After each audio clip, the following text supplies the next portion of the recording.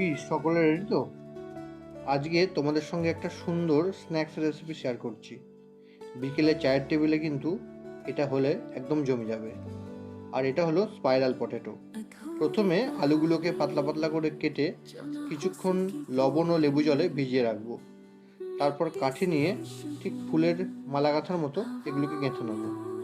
তারপর একটা বাটিতে কিছুটা কর্নফ্লাওয়ার, লঙ্কা গুঁড়ো, গোলমরিচ গুঁড়ো, স্বাদ মতো লবণ, ধনেপাতা কুচি ও জল দিয়ে পাতলা করে একটা ব্যাটার বানিয়ে নেব। তারপর স্টিকগুলোকে ব্যাটারে ডুবিয়ে নিয়ে গরম তেলের মধ্যে একদম লাল লাল করে ঘুরিয়ে ফিরিয়ে ভেজে নেব। ভাজা হয়ে গেলে তার উপর চাট মশলা ছড়িয়ে সস দিয়ে সার্ভ করলে ব্যাস একদম কমপ্লিট আমাদের স্পাইরাল পটেটো। তো এরকম ভিন্ন স্বাদের খাবারের রেসিপি পেতে অবশ্যই আমাদের চ্যানেলের সঙ্গে যুক্ত থাকবে এবং লাইক, শেয়ার, সাবস্ক্রাইব করবে।